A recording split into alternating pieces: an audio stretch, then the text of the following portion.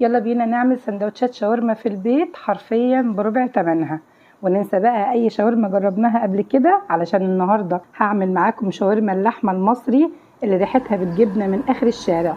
هعملها بتتبيله تخليها دايبه وطريه، حاجتين لو عملتيهم اضمن لك تاكلي شاورما لحمه بتدوب في البق، لا ناشفه ولا مجلده ولا محتاجه نزود لها ميه علشان تستوي ولا اي حاجه من الحاجات دي. ودلوقتي بعد ما تعملي لايك للفيديو يلا ندخل على الشاورما الخطيره دي ونشوف عملناها ازاي، وكمان ازاي عملنا السندوتش التحفه ده. اولا بالنسبه للحمه بنستخدم اللحمه اللي بنستخدمها لما بنعمل البفتيك، اللي هي بتبقى يا اما من وش الفخده يا اما من عرق التريبيانكو، او ممكن نستخدم عرق الفيليتو. ليه بقى الحتتين دول بالذات؟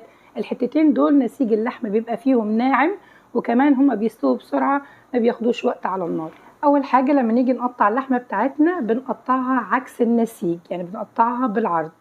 لازم نستخدم سكينه حاده، سن السكينه بتاعتك واشتغلي قطعي في اللحمه. اول تركه بقى من التركتين اللي قلتلك عليهم ان انت لازم تقطعي الشرايح، يعني سمكها رفيع جدا جدا، وعلشان تاخدي السمك ده من شرايح اللحمه لازم اللحمه تكون نص تفريز. واللحمه اللي انا مستخدماها دي عباره عن كيلو من اللحمه من عرق الفيليتو. عرق الفيليتو يا جماعه بيبقى النسيج بالعرض كده متخلل دهون، على عكس اللحمه اللي بنعمل بيها البفتيك او اللي بتبقى من عرق التريبيانكو.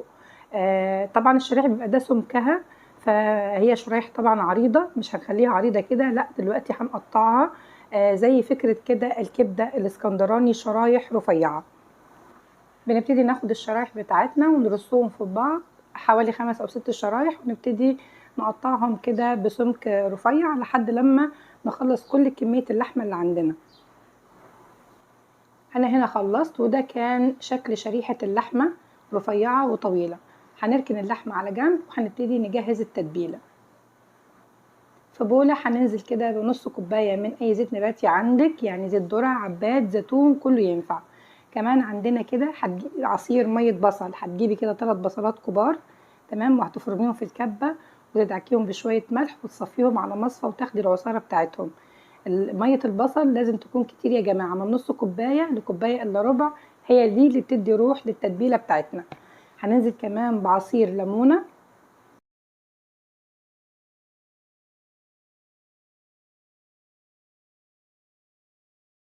عليهم معلقتين كبار من الخل بيطري نسيج اللحم معايا، ومعاه كمان معلقة كبيرة من السكر بتساعد برضو انها تطري نسيج اللحمة معايا. بالنسبة للتوابل هنضيف نص معلقة صغيرة من الفلفل الاسود، نص معلقة كبيرة مليانة من الملح، معلقة صغيرة من الثوم.